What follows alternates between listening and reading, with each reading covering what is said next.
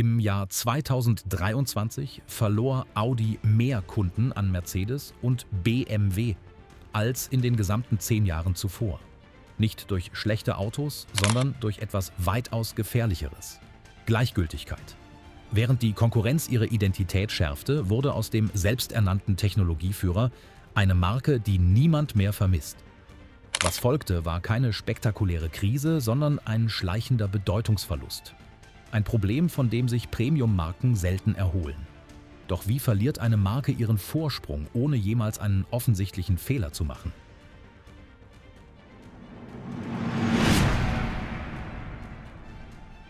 Der verlorene Vorsprung begann nicht mit einem Fehler. Er begann mit Erfolg. Rallye-Weltmeisterschaft. Audi bringt den Quattro. Permanenter Allradantrieb im Sportwagen. Die Konkurrenz lacht. Zu schwer. Zu teuer. Zu komplex. Dann gewinnt Audi. Wieder und wieder. Aus einem Experiment wird eine Legende. Der Quattro verändert nicht nur den Rallye-Sport, er definiert Audi neu. Vorsprung durch Technik. Kein Slogan, ein Versprechen. Wer Audi fährt, fährt Innovation. Die 90er festigen dieses Bild. Aluminium im A8, leichter, mutiger, anders. 2004 folgt ein Detail mit großer Wirkung. LED-Tagfahrlicht. Ein Audi ist sofort erkennbar. Dann verändert sich etwas, nicht plötzlich. Schleichend. Während andere neu denken, verbessert Audi Bestehendes. Der e-tron ist solide, vernünftig, vertraut. Aber es gibt keinen Bruch. Keinen Moment, der alles verändert. Keinen neuen Quattro. Die Folgen zeigen sich leise. Kunden kommen aus Gewohnheit, nicht aus Begeisterung. Der Vorsprung verschwindet. Und niemand merkt wann. Innovation wird Routine. Routine wird Austauschbarkeit. Gefällt dir dieses Thema? Dann abonniere den Kanal und bleib auf dem Laufenden.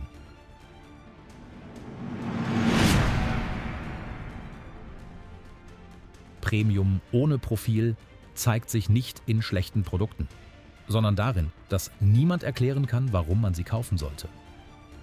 Ein einfaches Experiment: 3 Autos, Audi A4, BMW 3R, Mercedes C-Klasse.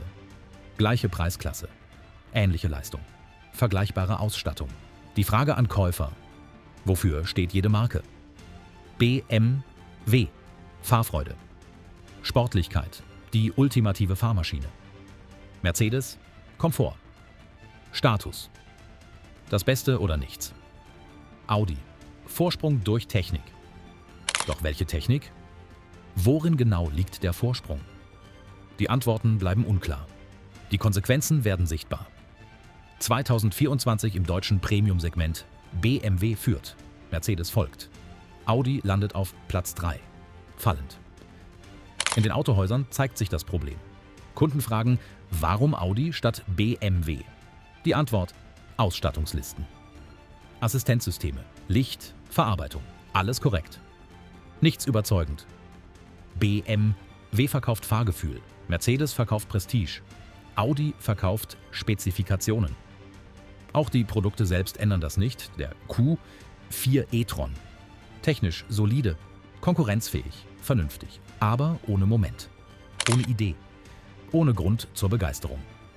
Während andere ihr Profil schärfen, versucht Audi alles zu sein. Sportlich, komfortabel, technologisch, effizient und wird genau dadurch austauschbar. Interne Strategiepapiere sprechen von Neupositionierung, von Markenschärfung, von Differenzierung. Die gleichen Worte wie Jahre zuvor. Strategie ohne Konsequenz.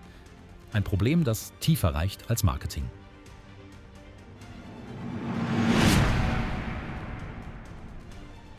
Design ohne Seele zeigte sich nicht in hässlichen Autos, sondern in Autos, die niemand wiedererkannte.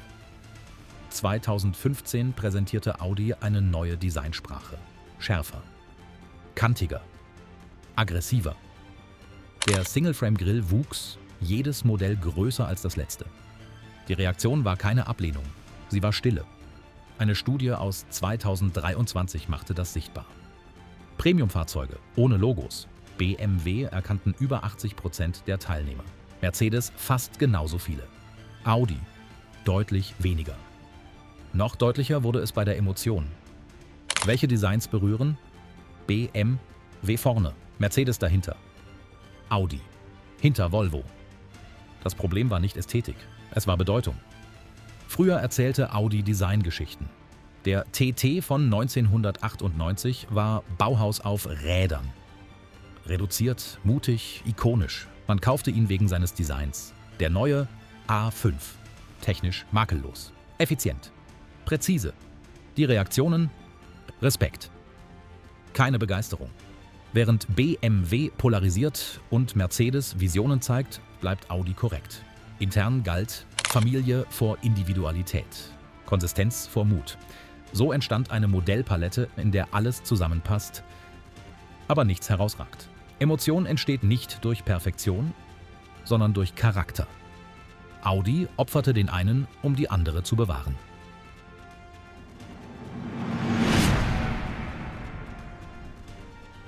Die Technikfalle zeigte sich nicht im Motor, sondern in dem Teil, den Kunden täglich berührten, dem Bildschirm. Im Jahr 2020 führte Audi ein neues Touch-Bedienkonzept ein. 2 Displays, spürbares haptisches Feedback, intuitive Sprachsteuerung. Auf dem Papier fortschrittlich, im Alltag frustrierend. Menüs tief verschachtelt, sekundenlange Reaktionszeiten, 4 Berührungen für die Klimaanlage. Tesla brauchte eine BMW 2. Mercedes ließ Knöpfe. Die Zahlen bestätigten das Gefühl. Infotainment-Zufriedenheit? 2024. Audi am Ende der deutschen Premium-Hersteller. Updates sollten helfen. Sie verschlimmerten es. Abstürze? Lange Startzeiten. Werkstattbesuche statt schneller Online-Updates. Während Tesla wöchentlich nachbesserte, arbeitete Audi in Quartalszyklen. Der Grund lag tiefer. Audi behandelte Software wie Hardware. Perfektionieren, freigeben, abschließen. Doch Software lebt. Sie muss sich verändern. Der Konzern reagierte. Milliarden für eine neue Plattform. Große Versprechen. Wenig Ergebnis. 2024 startete der Q6 e-tron mit unfertiger Software. Funktionen fehlten. Andere kamen Monate später. Kunden zahlten Premiumpreise. Für Beta-Versionen. Händler berichteten von Rücktritten, nicht wegen Motoren, nicht wegen Fahrwerk, sondern wegen Bildschirmen, die nicht reagierten und Versprechen, die nicht hielten. Vorsprung durch Technik hatte eine neue Bedeutung bekommen.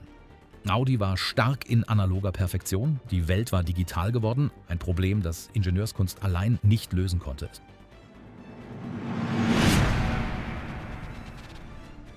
Der Preis der Unklarheit ließ sich in Euro messen, ein elektrisches SUV von Audi im direkten Vergleich mit dem Tesla Model Y. Audi ist teurer. Deutlich. Die Leistung ist es nicht. Die Reichweite nicht. Die Ladegeschwindigkeit auch nicht. Tesla liefert mehr und kostet weniger. Im Autohaus bleibt eine Frage offen. Wofür zahlt der Kunde den Aufpreis? Verarbeitung? Ja. Materialgefühl? Ja. Aber das reichte früher. Heute nicht mehr. Die Konsequenzen zeigen sich leise, aber eindeutig. Ehemalige Audi-Kunden gehen. Zu Tesla, zu BMW, zu Mercedes. Die Loyalität fällt auf einen Tiefstand. Gleichzeitig sendet Audi widersprüchliche Signale, elektrisch ab 2033. Aber Milliarden für neue Verbrenner. Kunden sind verunsichert. Was kaufen? Warten? Wechseln? Andere Marken sind klar. BMW fährt zweigleisig. Mercedes differenziert, Tesla ist eindeutig. Audi versucht alles gleichzeitig zu sein und wird für viele zur teuersten Ungewissheit im Markt. Ein Versprechen, das niemand greifen kann. Ein Preis, den niemand versteht.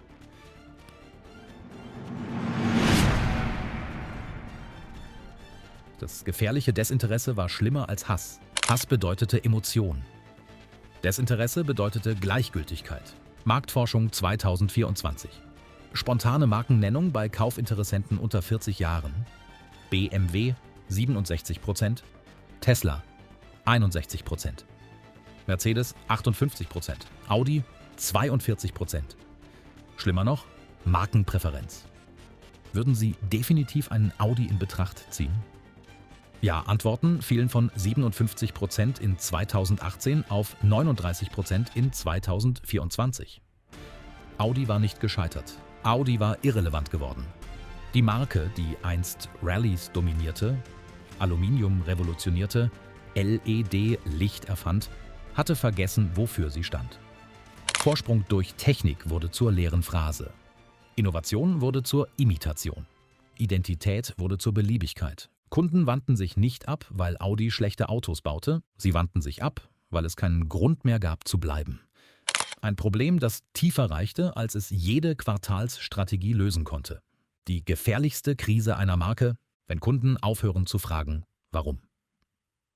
Abonniere für mehr Business Fokus. Playlist checken.